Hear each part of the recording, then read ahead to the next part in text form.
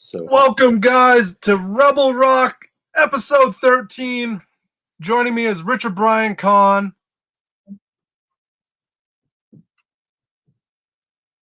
Yeah, that's about it, guys.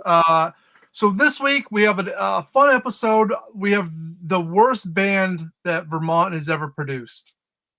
And I'm not going to be mean about this. This band is from 20 years ago. I'm friends with at least one of the guys, and I think it's going to be cool. We're going to talk about that a little bit later. Nick Grandchamp's going to join us. He's driving home from work right now, so he'll be on a little bit. But before we get to our main event, which is going over this CD review and talking about this band, we're going to talk a little bit about record collecting. Because that's something we both do, right? It is. So I had a problem today going through the collection. I'm like, I go through I got it all in order. I go through my collection and I'm looking, I'm like, I have 7 Elton John records. Is that too many Elton John records? probably. It probably is, right? Like 7 is a lot. Do you need 7? And then I'm like, but then I look at the back and I'm like, each one has like one song on it. Then I'm like, man, I really love that song. I should probably hold on to that. There's probably 3 or 4 you should keep, I'm sure. See, that was the thing. There was one record out of all of them that I'm like, you know what? I should have this. The rest of them, and it takes up so much space in the record collection, where it's like, how does Elton John dominate the collection? The only other artist that dominates like that is maybe the Beach Boys and the Beatles and the Stones, which those are fine. Those are totally fine. Those are good. Yeah, from start to finish. Do you have any artists like that in your collection where you're like, man, I just got too much of it? I've slimmed down a lot because you've seen, you know what I have and things I have, but I try to keep like bands I'm going to listen to again instead of just like cool vinyl that's just cool. And I kind of got caught up with that too. And the new vinyls that are coming out, it's like, oh, I need that, but at $30 a pop, like, do I need that? No, but I'm going to get what I want. But record collecting now is harder, I'd say, money-wise, as far as like what we could find at the thrift stores long ago for nothing. Well, it seems like it's not even the price that's the problem now. What we're running into is that it's space. Really, space is so limited that by putting something in your collection, it's taking away from another thing that you potentially might get. Records are heavy too. They're a pain in the butt. Once you get 800 of them and you're like, gotta move them all of a sudden, you're like, wow. You realize the weight. Like it's I see. I haven't had to do that yet. That's the good thing. Like I moved to this place like 11 years ago, and my collection at that point I think was probably about 140 records. Mm-hmm. Now it's probably well over 600 if I had to guess. I've had that IKEA. It's like an 8 cube that I've been using, and like years ago when I lived in another town before I moved to where I am now, it was overpiling at the floor. Like I was just like making a stack along the floor. All 8 cubes were filled. This stuff I had picked over for years, and then all of a sudden there's record stores again, just like kind of out of the blue, and people are buying vinyls again, which was weird, kind of to me, because it wasn't like, I'd find them at thrift stores. And now it's back. Like everybody's buying vinyl. Their kids are buying vinyl. And so it's vinyl again. But as far as keeping all those in your house, Jesus Christ, you gotta have some room. No, it is. And it's gotten to that point. I know what you're talking about. You start stacking it on the floor against the wall. So it starts coming out and out and out. And you're like, these are all quality records that you find for, 50 cents for $1.50 or something. And you're like, man, maybe I don't love these, but someone out there has to love these. And you hope that you can make that connection to find someone to like filter it to before you have to go to the record store and just be like, all right, give me fucking $3. So at least I make $1 off this record that been holding for fucking 5 years. I've been dumping them on you too. Which is good. You know, that's the whole thing. You find people, and I've been able to do the same with you. Unfortunately, you're a little bit more picky because of space, and the stuff you like isn't stuff that pops up very often. Yeah. So I'm more of like, I become picky now with my vinyl collecting, whereas I used to just be like 50 cents, I'm grabbing it, I'll trade it in, doesn't matter. You just pile that shit up. Yeah, well, Corey O is saying that they just recently moved, and yes, you don't want to fill the box with too many records. They could get ruined too. Oh, that's a thing. Yeah, you start stuffing those, and then all of a sudden it's 100 pounds of records, and it can't it can't be all that good for the records, really. Oak City Gamers, what's up? I'm thinking that's Matt with us right here, so that's cool. We're just talking records right now. We're gonna do this review coming up here on the worst band that Vermont has ever produced.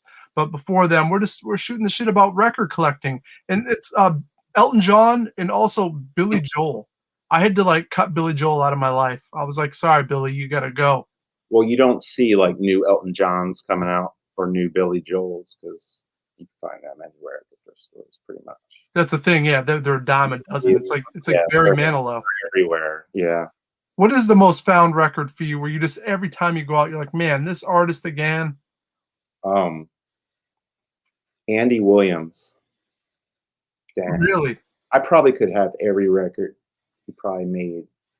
And it was funny because I was talking to a record store guy down here that lives by me. And he owns a store, but he'd said at that time period, like, he was the shit. And that's why he had so many albums. But as far as me going out in the wild, I see Andy Williams. Like 10 of them at a time everywhere. Yeah, for me, it's Barry Manilow. It's a dime a dozen. It's like, God, every time I see it, I get excited. Maybe there's like potentially more of the time period, but just more obscure stuff. No, like Barry was it. Like it, Yeah. Barbara, Barry, and that was it. Eddie Arnold's. See a lot of that. Yeah. You Could just be area too, and what country person or what big band person at that time. They sold lots of records. yeah, it's weird. Isn't it weird? I feel bad for some of these artists, right? From the mid 50s that, that was pop music, but man, it didn't translate well over where it's like, I don't know anyone that likes that shit or still embraces it. No. It's sad though. It's just like, man. That's what you dread if you own a record store and they come up and they're like, I got a bunch of records out in the car. And you go look and it's like, those. They might be in good shape, but like nobody's buying. Yeah, but nobody wants it. Preston's here. What's up, Preston? What else we got here? Who else is hanging out with us? Is that a new Preston thing on there? Forward? I don't know. We got GW Foley. Steal some milk crates. I feel like milk crates aren't made the same anymore, though. You can't fit the records like you used to be able to. But they fit video games, and I had my freaking measuring tape out last 2 days, bros. Those milk crates go hard and they stack. And when you move, you can just makeshift pile your game room right out of there with them milk crates. No kidding. I have milk crates just for like water jugs, but that's it. Like there's no other crates like that. VHS. That's what I use them for mainly. And then you can stack them if you got to move them somewhere by turning sideways with handles. No, that's true. I use banana boxes for everything. Those are amazing too. But unfortunately, the new banana boxes aren't made like the old banana boxes. Can you believe that? Terrible. Yeah, it's a bummer. But we'll make do. I get a lot of fish boxes at work, but sometimes they come with like crab meat in them and fish and ice, and they just kind of stink. But those wax boxes are great, and them lids, but they stink. They hold up forever. I have boxes from literally like 16 years ago, banana boxes that are still hanging strong. There's just there's something to a vintage banana box. I'm a fan. If you want to do eBay, work at a restaurant, you get a bunch of. No, it's true.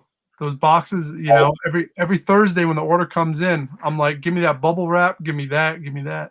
bubble wraps. Cracker boxes always have bubble wraps. Oh, Preston's all about. He's listening to the show here, and he's doing some online racing right now. I'm glad Preston's hanging out. Danny, I found something at Thrift you may be interested in. I have a mindless self-indulgence double EP. I'm looking to offload if you're interested. I was never really a fan. Yeah, like ever. I mean, it's a cool find just because, anytime you see See that on TV? So, it's cool. I mean, that's cool. Unfortunately, if you were like, oh, that's a Thin Lizzy, double EP, I'd be like, whoa, hey now, let's talk.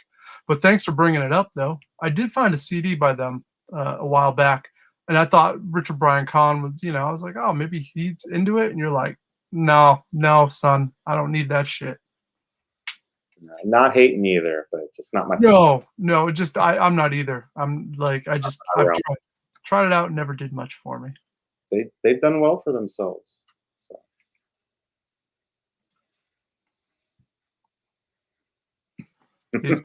He's saying, Take your money. Don't mail that. Put some Motley Crues in there.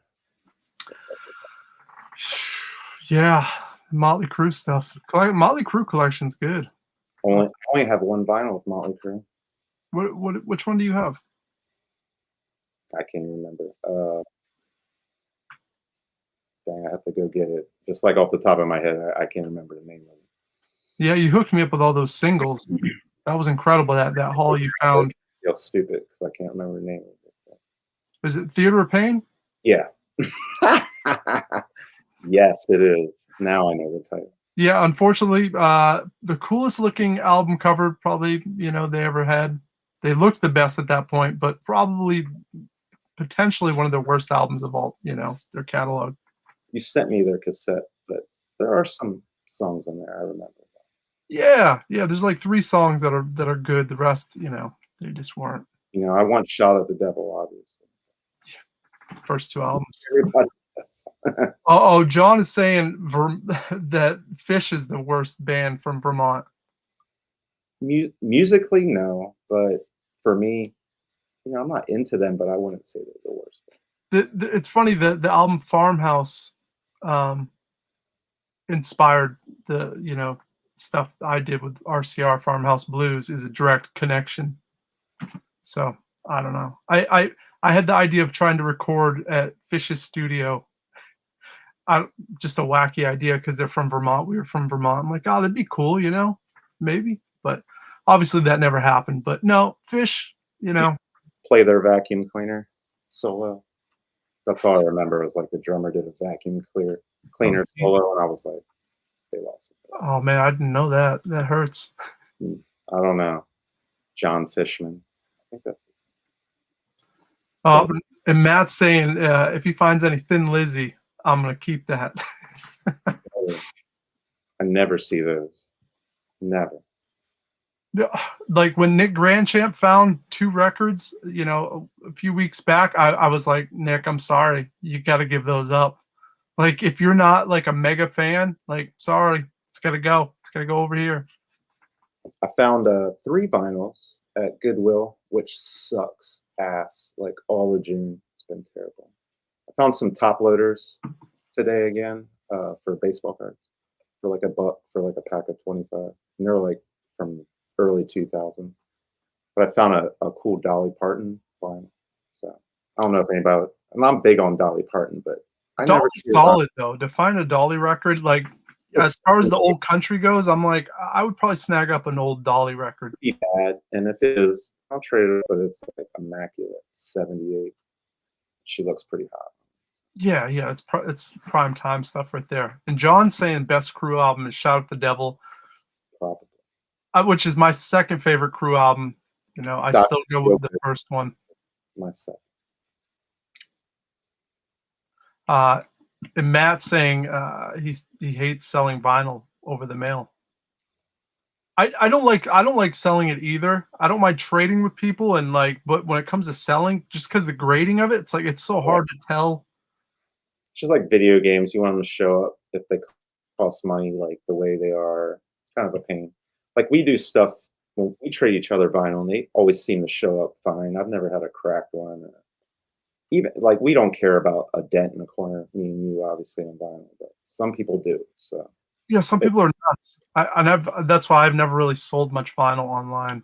That yeah. it's the same problem where I'm like, I don't feel comfortable doing this. So Corey's saying he was excited when Misfits Static Age had an album release a few years ago from the original recording. Yeah, the Misfits stuff, they always seem to keep that stuff in print somehow, some way.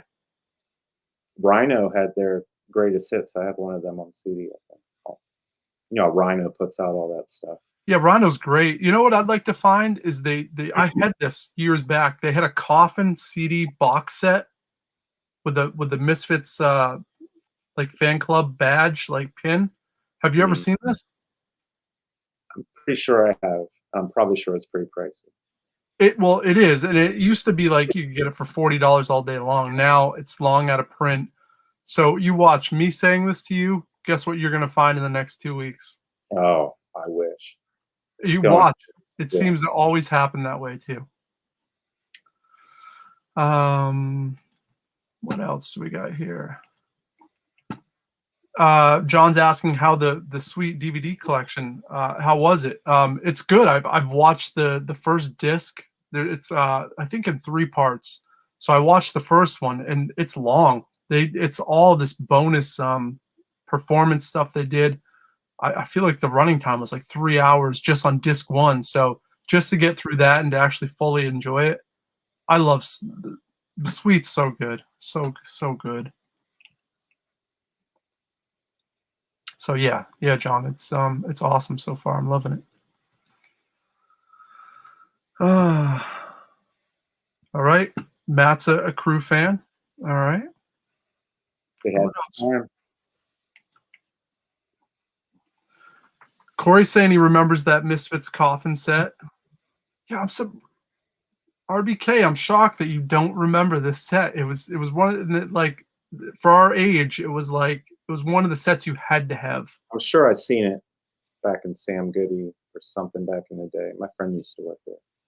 I remember like Master P toys in there that like pulled out and talked. Like all kind of crazy stupid shit was in Sam Goody back in the day. That was probably in there. I just don't remember. Whoa. See now, Matt, if you're talking about, if you get the underground punk bootleg vinyls, now those are cool. Those are really cool, and it's stuff you don't see. They used to always print them up in the 80s, 90s, like Maximum Rock and Roll, the magazine. You could just order out of the back all these bootlegs, and I wish I had taken more advantage of that during that time. At least late 90s when it was still happening, the magazine was pumping.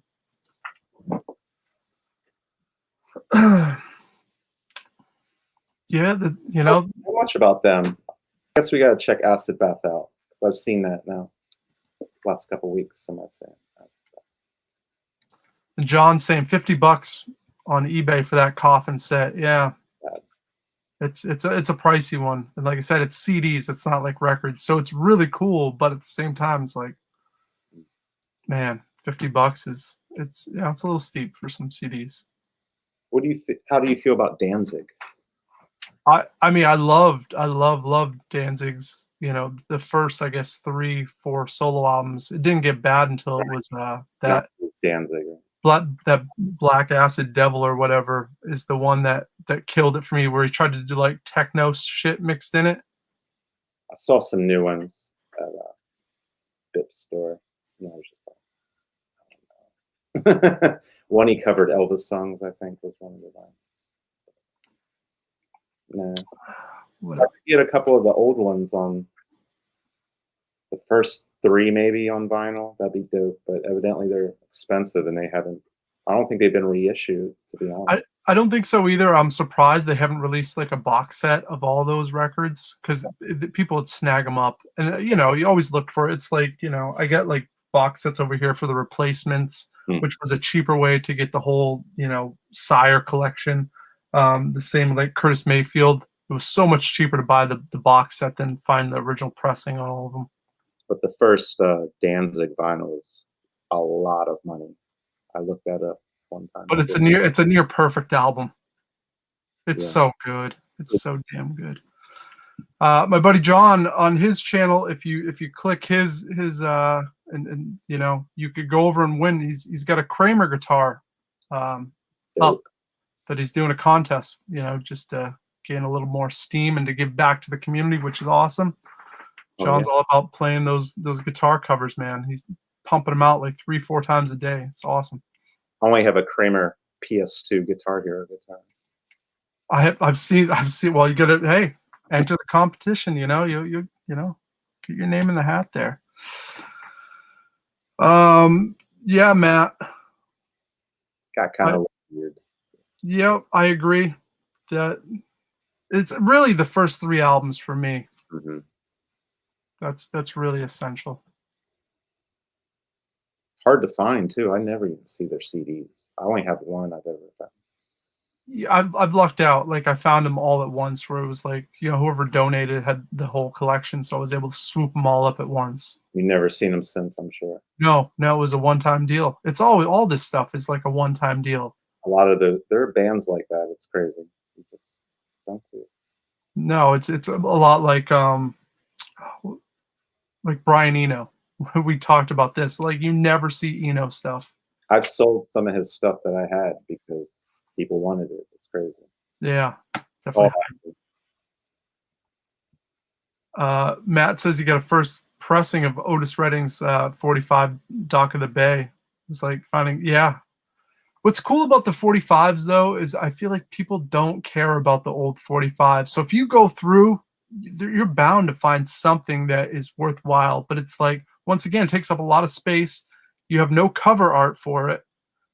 And it's a couple songs, so is it worth all that real estate for 2 songs? Maybe if that's your favorite song, but otherwise, basically, if it's an artist you like, then go after them. Like if you collect a certain artist and you want their 45 picture sleeves, go for it. They're not expensive either. You can find them. Yeah, certain ones are, but Well, it's weird because the 45s back in the day, a lot of those didn't have art.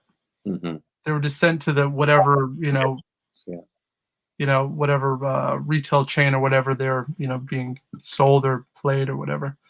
Mm-hmm. Burt Reynolds' mustache. He loves the video where Danzig gets punched in the face. You wouldn't have done that shit back during Danzig 2, bro. He would have. No, probably not. They hit him. You see that video though, right? He was probably boozing. He's old. He's not. Those people that just punch people in the face at that point in time, and this is before YouTube, I think, too. Maybe it isn't, but it's around that time where people were doing shit like that, like to stars or just people like coming up and just punching them or something just to get reactions and make a video of it. That shit definitely went viral. Yeah, I mean, he got fucked up. But hey, he's Danzig. He's like, fuck you. Danzig on Aqua Teen Hunger Force. That was some good shit. Oh yeah. I need to find those Mike Tyson shows where he's underwater. I can't remember what they're called. They might be on DVD. Are you talking about C-Lab? It's like it's a cartoon with Mike Tyson, and they're like under the water or something. Pretty sure. No, I think you're combining two. You're combining two shows. I think it's Adult Swim, but it's like Mike Tyson's something or other. It's a cartoon. Yeah, there's Tyson one where he's just like, it's kind of like Scooby-Doo. They go solve crimes and they have a talking pigeon. Yeah, that's obviously it. I just don't know the name. Yeah, then you're mixing it with I think C-Lab, which was adult. Oh, I thought it was underwater. Yeah. I need to find those. Those are amazing. Matt's saying he goes to the 45s. Otis is worth it when it's that song. Yeah, exactly. And it you know, like I have a collection of those as well. Same deal where it's, you know, I probably have like 40 of them with no label, but it's all by artists, good soul artists that I love or bands. You know, I found a T-Rex one time, Mhm. which Yeah, I was pumped. yeah, like classic rock ones go for a lot. Like I've sold Queen ones with no picture covers for money. Floyd ones, Rolling Stones ones, the Beatles ones. Yeah, They you still see a they lot. will sell. Everything else, it's not really. No one really cares. Yeah, it's a lot of top 40 shit. So you're like, all right, I don't, it's whatever. That's Uh, what's mine. Corey's saying, you know, I spent like 2 hours at Goodwill going through bins of 45s, bought like 130 for $10. That's good. Ended up with some really good stuff. Some good listening for $10, regardless. Yeah. Wow. That's a dang good haul for that price. I 10 always bucks. 45s. It's always like I don't know who you are. I don't know who you are. I don't know who you are. I'm going Yeah, it's some deep cuts when it comes to the 45s. You really gotta know what's going on with. to cover. You're like, oh, cool. Oh, Bobby's here. Bobby, I'm glad you're hanging out, man. Hope all's well. We're just talking about records right now. We're gonna do a little bit of a review here in a little bit. Probably in 5 minutes, we're gonna start it up. But until then, we're just talking records. Any views on spending a lot of cash for vinyl? I recently picked up Rod Stewart, Atlantic Crossing, in Mike Tyson's Mysteries, I think is what you were talking about. I hope they're online somewhere. I need to go watch them. Yeah. I mean, cash on vinyl, it's like it depends. I can't see spending more. The most I've ever spent on a vinyl is $40, and it was during the pandemic, unemployment, so I had extra money, and it was a band called Fur, which was a like pretty much a Kiss wannabe band, but in the bubblegum era. So it was such a weird crossover that I had to buy it just because it was such an odd piece. But otherwise, It's really don't want to spend more than $20 for a record. yeah, that's hard. Uh, Dark Side of the Moon by Pink Floyd. Like how many fucking albums were sold? Like tens of millions. Like how Millions. vinyl and stores are charging $80 to $100 for that now. It's really crazy. Well, Bobby, it's good that you picked up some Rod Stewart. Those early records are so good. Really, some of my favorites, easily. Crazy Joe's here. You got a Def Leppard 45 from a thrift store. See, that's the kind of stuff you kind of want because it probably came with a cover. It's probably something prime time Hysteria era. So it's like it's visually fun to look at, and obviously our age, you have a lot of memories with that band. You had to. That's, you know, there was no way around it. I feel like we had it better with the cassette singles because you would get like B sides sometimes, whereas those 45s didn't have B sides. They had, other songs from the album. I mean, those B sides. Yeah, it's all about the B-sides.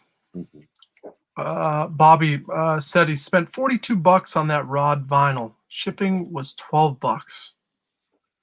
I'm trying to think. I think I have that in my collection. I don't remember spending more than like $1 or $2 on it. That's crazy if that record's that expensive. Crazy. Shipping too for one record. Maybe it's an import. It was in a really nice box. Like, maybe it was brand new, imported from England or something. Burt Reynolds' mustache says, never been able to find any good records at Goodwill. Everybody's Goodwill is different. It really is. None of them are the same. Mine was good for a long time, and now it's like everybody else's. Matt's saying one time flipping through 45s, guy said, I'll give you $5 to take it all away. Like that's what a lot of times they'll bundle all those 45s up. I've seen it at my thrift stores. They're like, yeah, just take it all. But if you're don't buy one or two, just take the whole thing. Yeah. But it's funny. Took the 5 and walked. 45s. And Crazy Joe says, yep, it was Hysteria. Nice. See? Ain't bad. Any awesome band like that, you're gonna grab that. And he says keeping his eyes peeled for the Moondogs on wax. You don't have that money, son. Yeah, no, I don't think anyone's got that kind of money for that vinyl. Bro. There's no more stimulus checks coming, bro.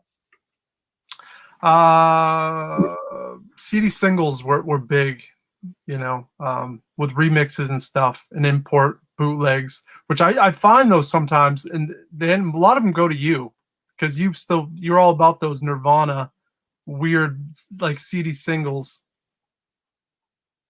Like Nirvana's, 9 Inch Nails ones, Yeah, Smashing same Pumpkins. I love all those CD singles are amazing. Even if I see like a cheesy band, sometimes I buy them because I like the little thin packaging. That's great.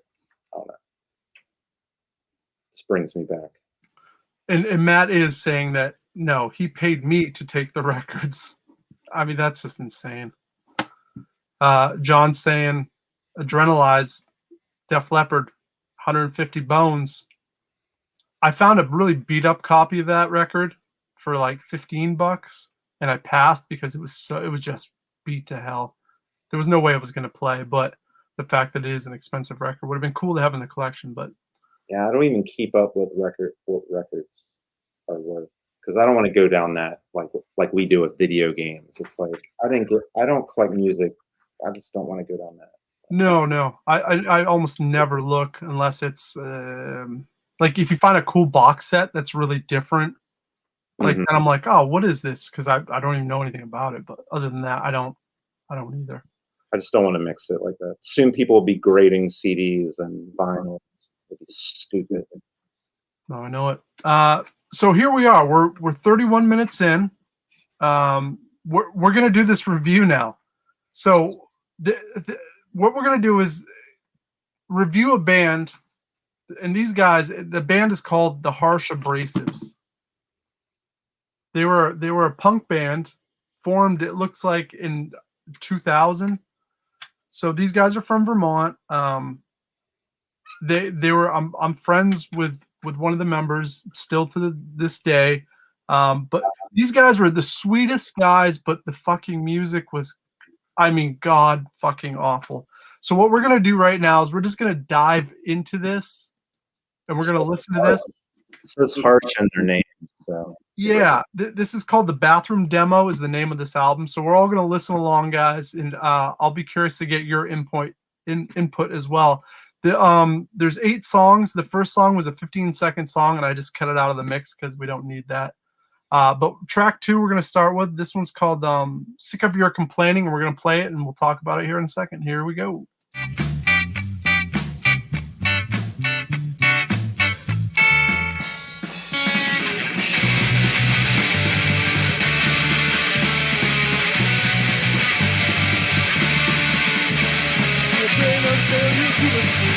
Wasn't your fault.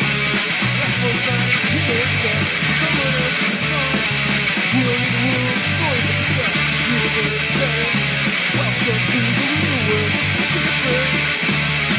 Sick of your complaining every single day. I'm sick of what you want, but things don't go your way.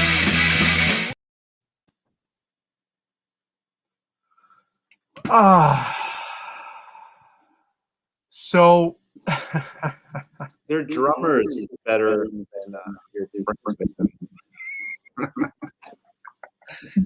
I don't know. Like that right there to start a record. Essentially, that's the first real song on there, and I'm just I don't even know what to say about that. It's so bad to the point where there's no melody going on. The intro.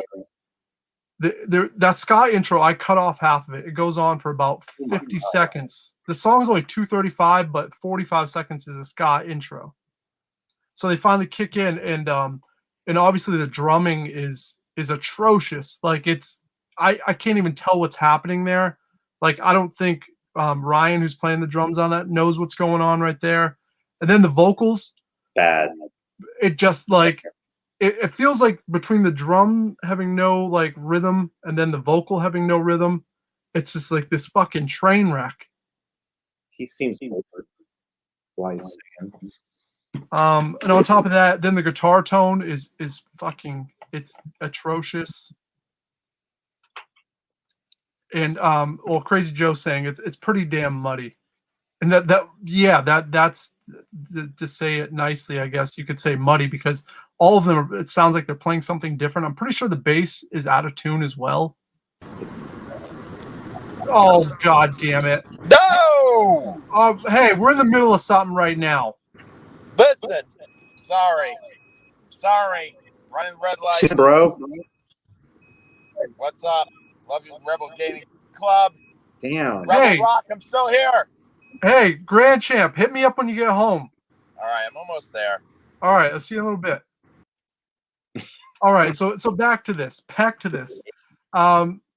Just really, it's bad, but we're gonna keep it moving because we got like 7 songs to get through. This one's called "I Love McDonald's." All right, here we go.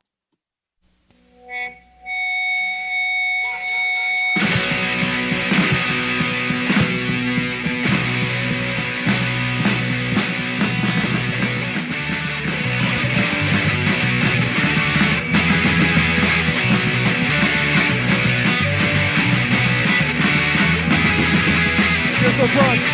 It's your boy. Make a difference. They're a big corporation and they do this on the tax. But I don't get it 'cause I want my secret sauce. I love McDonald's, french fries and M&M's. I love McDonald's, the curry and the nuts. I love McDonald's, french fries and M&M's. I love McDonald's, curries and the nuts.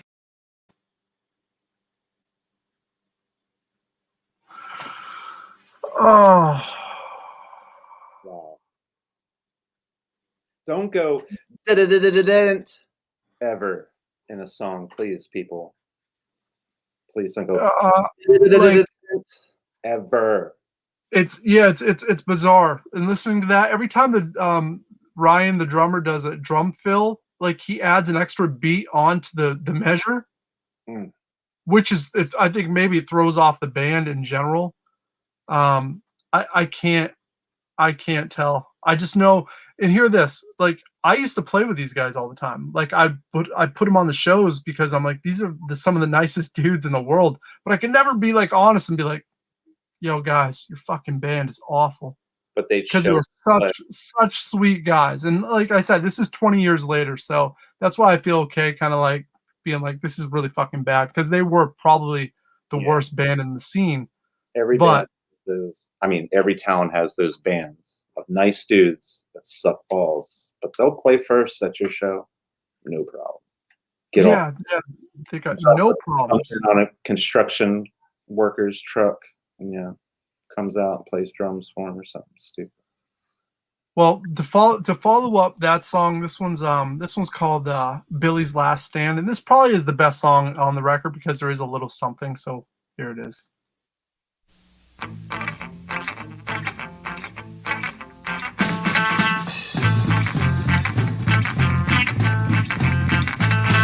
Well, it's gone too far, had a few at the bar, and he's looking to wreck someone tonight.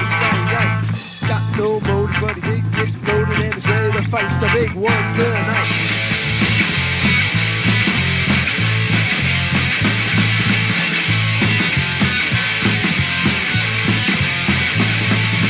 He's a kid, 'cause he ain't too smart. Throw one punch and he's gonna stop. He ain't too high and he ain't too low. Look out, boys, he's ready to go. So you think you're tough, but you really wanna fight. Throw up your fist and meet Bill tonight. He'll punch you in the gut and he'll break your hand. Don't piss him off, 'cause Bill's last stand. See what I'm saying? Like that is the closest thing to a song on here. There was like at least a chorus in there. So like I'm like, okay. You can hear the vocals, you can hear a few of the words, so that's something. Real bad on the guitar. Oh yeah. No, the play. That's the only thing I like. Are you trying to sound bad? And if you are a genius. But other than that, no. Like that. Yeah. Blink. I hate all that shit. People do that. Yeah, no, it's really, really bad. But like I said, I think that is the most musical song on there because it does sound like a song. That's the best one so far I've heard. By far. Well, this next track is called Chew on This. Here we go.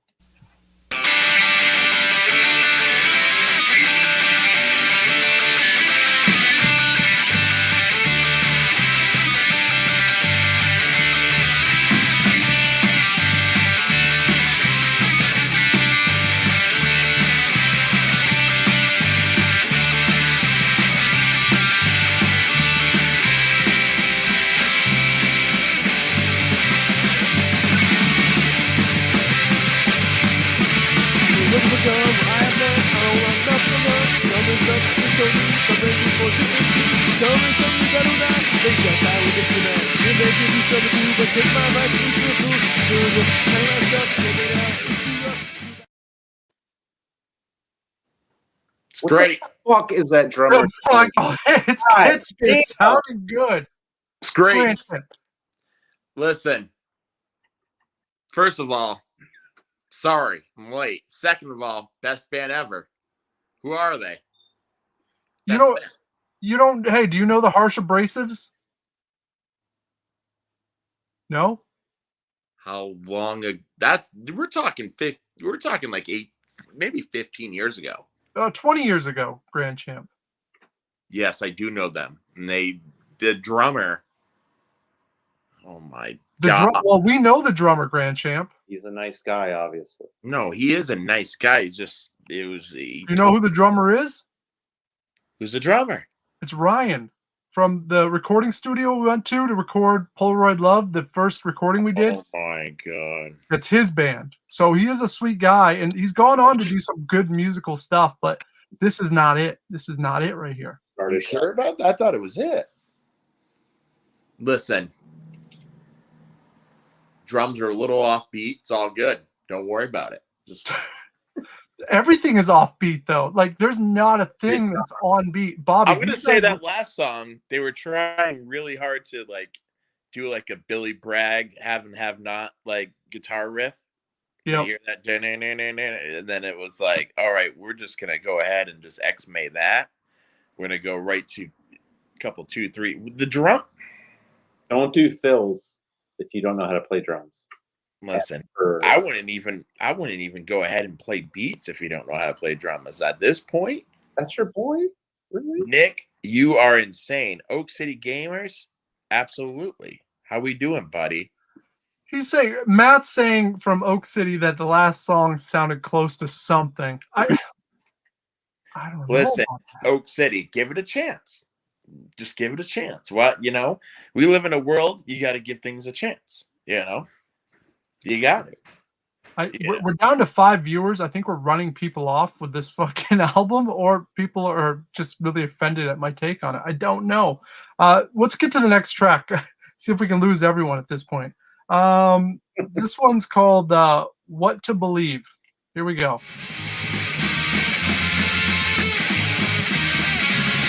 So enjoy the band, yes, I mean, you're a part of the scene. Everybody says, gee, that's good. Doesn't mean you can't discriminate. You're always preaching if it's better rights. Can't believe it's a house of fun. Say free speech, that's your mission. What about freedom of religion? Fun God is fast and exclusive fun. You don't have no right to decide who to listen. Not about following the rules. If it's for you to judge, all you have to ignorance. Stop trying to tell me what to believe.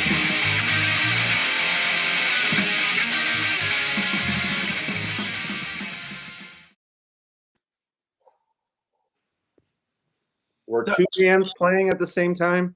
It sounds like there's two bands in the room trying. Yeah, it's really conflicting. It's all over the goddamn place. And can you see why this is considered in my book as being the worst band that Vermont has ever produced? Beyond Morpheus. Wait, come on. I swear, no. Like other bands, you know what I mean? Like even if the songs aren't good, like we're just talking like there's no redeeming value to this at all. Well, here's the thing. The singer's at least trying to stay on the song, okay? And he's at least trying. It didn't work out because the drums and guitars are so fucked up. You got to give the singer A for effort for trying to sing over that. Where's the bass player? Don't worry about the bass. Don't worry. It's not important. Well, the thing is, it's funny because Oak City said, did they have a producer? They did. It was a guy named Nate at Assassin Records that was based out of Johnson, Vermont, because there was a college up there in Johnson, and there was a scene up there. So all the bands used to play up there. I'm assuming that they were either going to college up there or whatever. But this was recorded in 2000 in the let's see here, like a college radio studio or something. Not even. It was in the bathroom. They were legit recorded in the bathroom. That's awesome. How many bands have played a bathroom? pretty hard. Somebody's pummeled them. Johnson's a hippie school everyone smokes weed at, so let's just put it into that realm where maybe this was happening after a session of smoke. Well, guess where the original River City Rebels drummer went to school? Johnson. So it's defunct now. You can't. Okay, well, give it an A for effort. Try to give them why they sucked, but wasn't the weed. Do you ever see Fish T-shirts at thrift stores where you live? Absolutely, I think something maybe like that. Oak City Gamers. Now I will say this, Dan. Listen, is there anything redeeming? Well, we're not done, so maybe we'll get to something. Let's see. Yeah. I mean, their logo is pretty badass. I mean, all right. It's got the toilet bowl right there where they probably recorded. They have harsh in their names, bro. Yeah, Crazy Joe, that's the toilet. That probably where they recorded. I don't think they actually wrote on the toilet. They took harsh shits in that. I think they took a photo and then put a Sharpie on the photo, not the actual toilet. That would have been funny if they did it to the toilet, but took a duty in there or something. So well, you know what? Let's keep this party rolling. Let's keep it rolling. This is S.H.C. You ready? Here we go.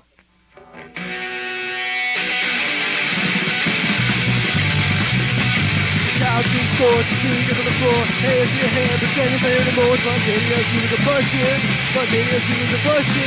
It's only a matter of seconds after Bobby went to bed. Now moving left, it's probably 7 heads. Spontaneous human combustion. Spontaneous human combustion.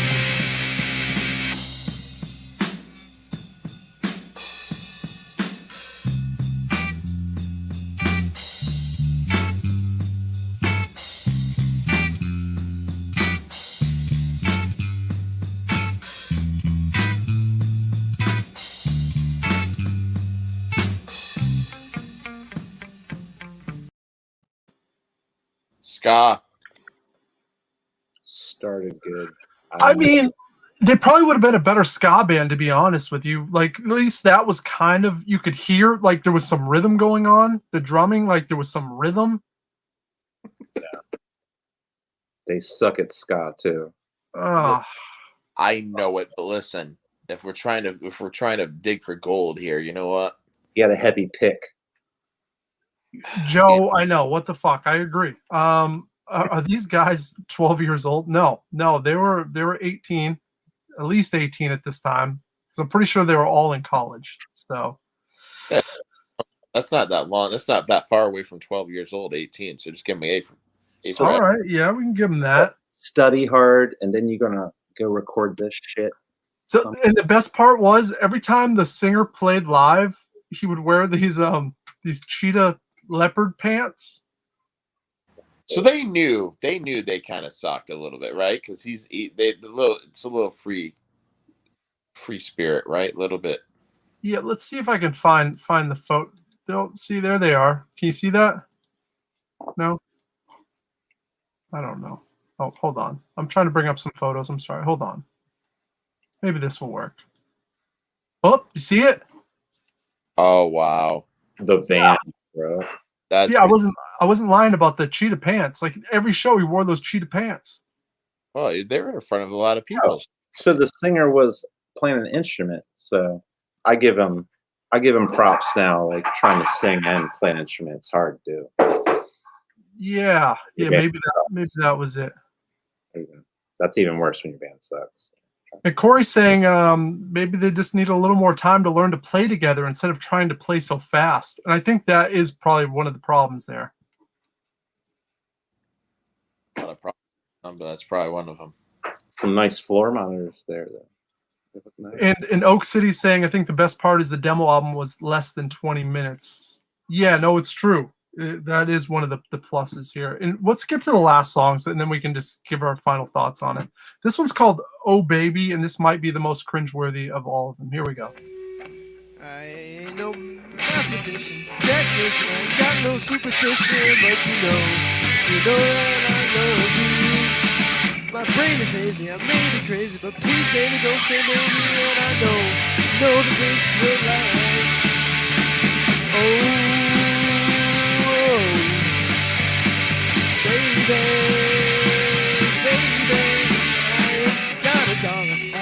collar, but please, baby, don't you holler when you go. You know that I love you. I will not change, I know I will, but baby, I'll always treat you the best, best that I can be.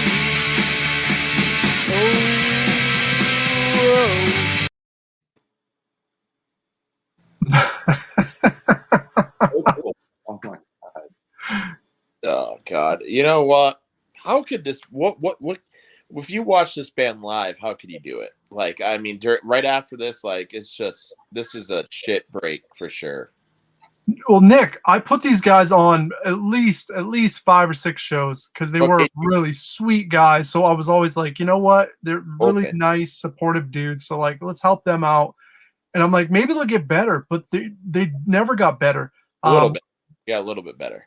The drummer went to guitar later on, so like he had a wireless guitar set up, so he'd like jump into the crowd. It's awesome. Well, at least that's a little. that's awesome. But it probably wasn't awesome. It was just as bad musically, even with a different drummer. God, there was just no value there. Like nothing. You could see a whole set 30 minutes and not remember a single fucking moment other than it was bad. It's a good picture for them, though, right there. As bad as they suck, like, look at that picture. Sure. Fuck yeah. You know, the biggest thing is this. You know. And Joe's saying, "What harmony?" You know, Joe, listen. You got to dig deep. You got to give these guys some credit.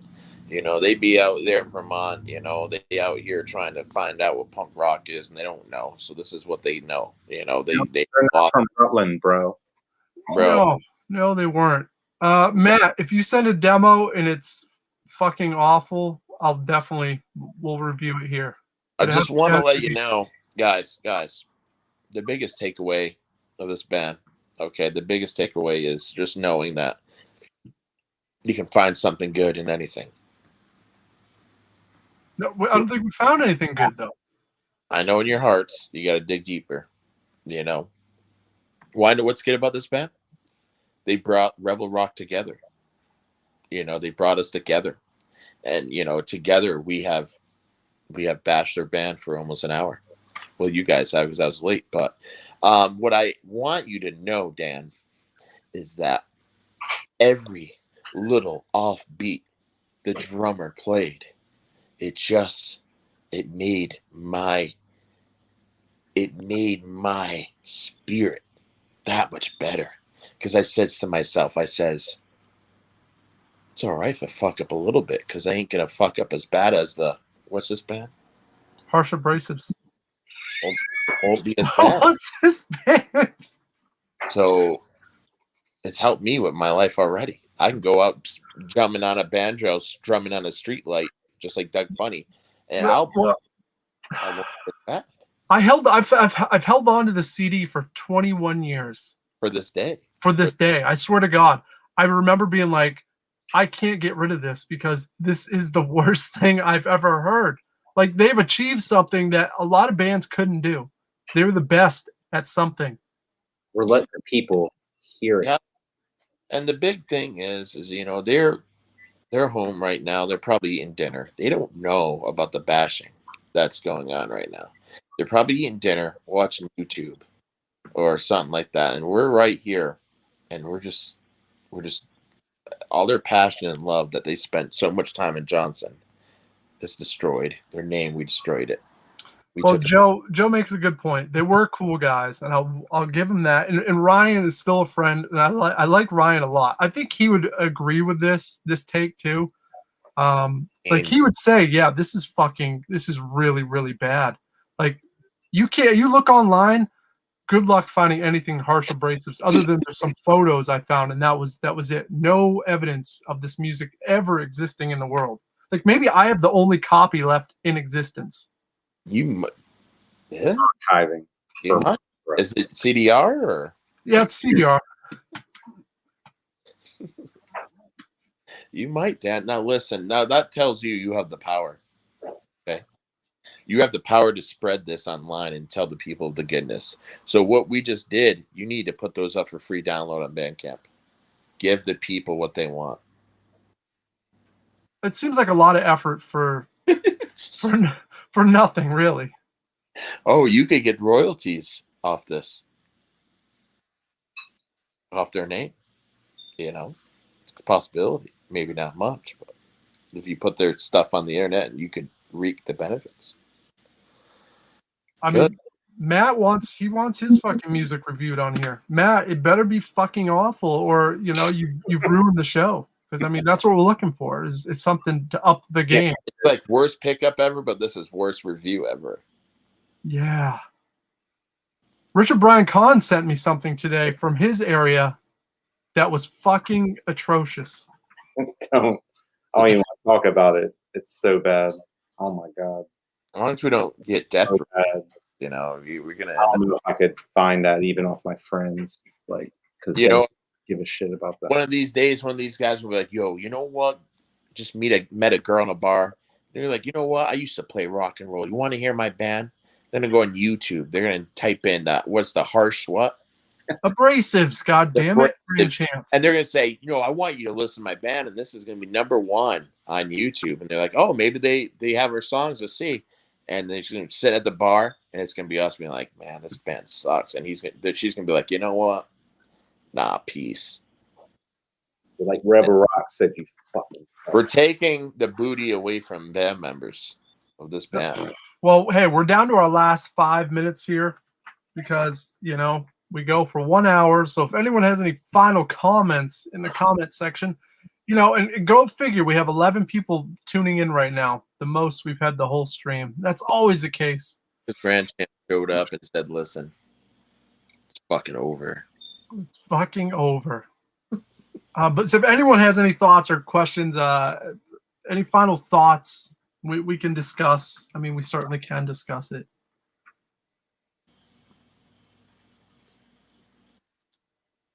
Oh, I don't think we can. Reunion.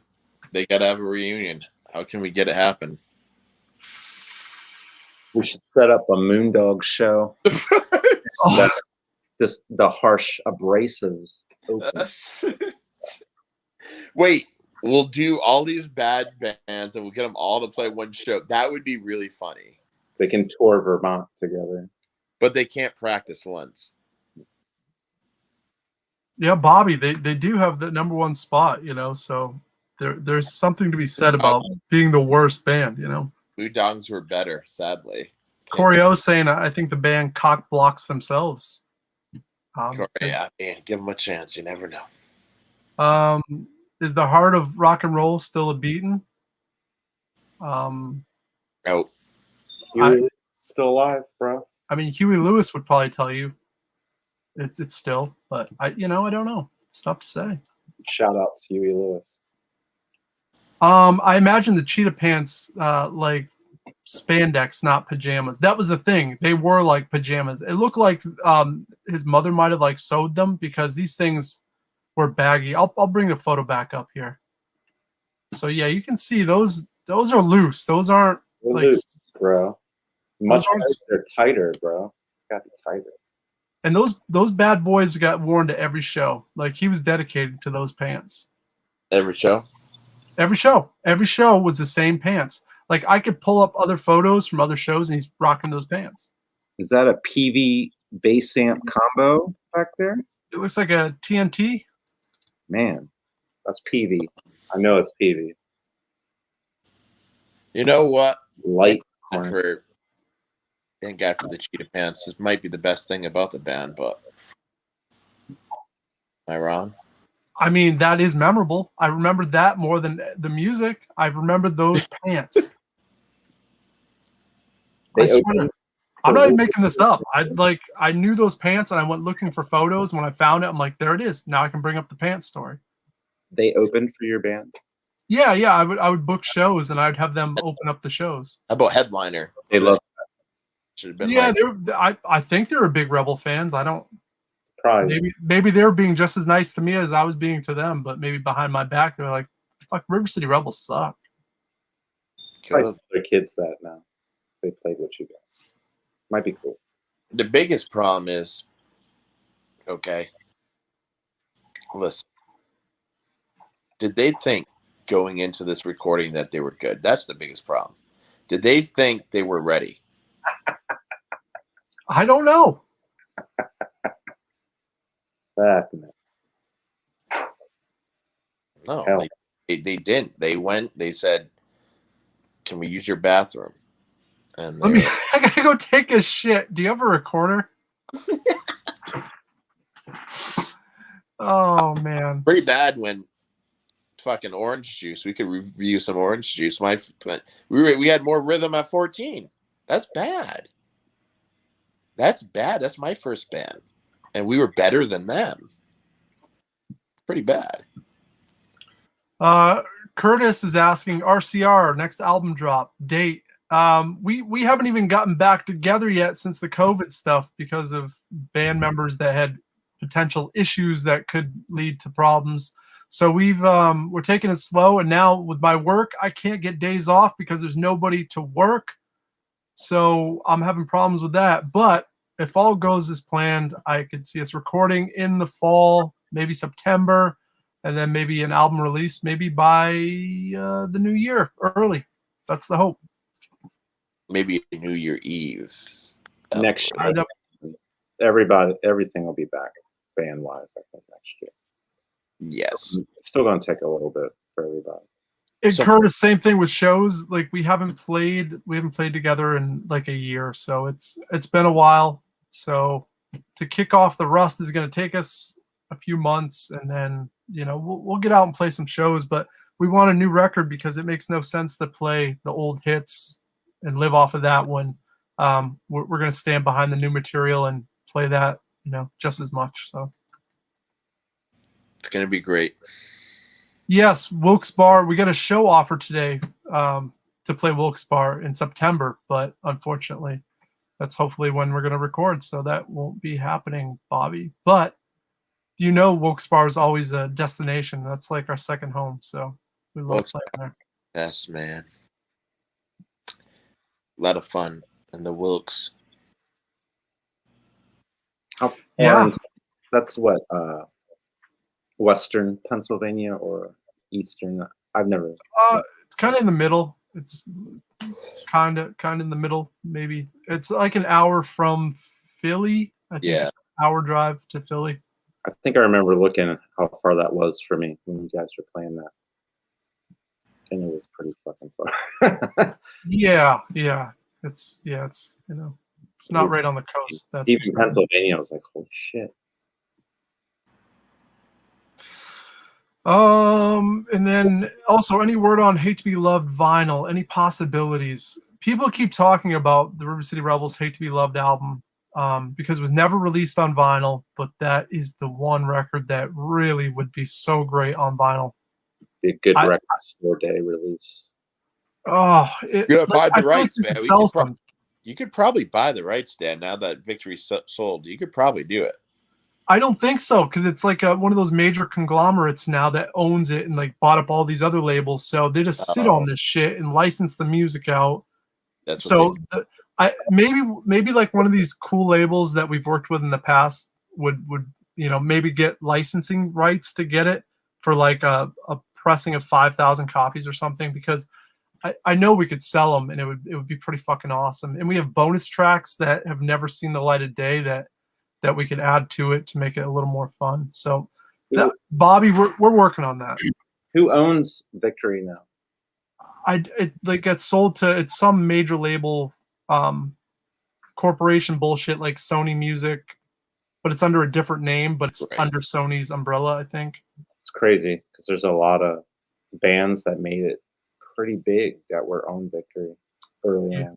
Like you said, Hatebreed and like Between the Buried and Me. It's just funny how like, what do they do to get the? Because I've seen some Between the Buried and Me vinyls that were on Victory come out. So I'm like, how did they get the rights to that kind of? I don't know. Like I'm gonna have to ask one of my record label friends to be like, listen, and maybe we do a Kickstarter to raise the money to get the album done up. But there's got to be some sort of thing that can happen.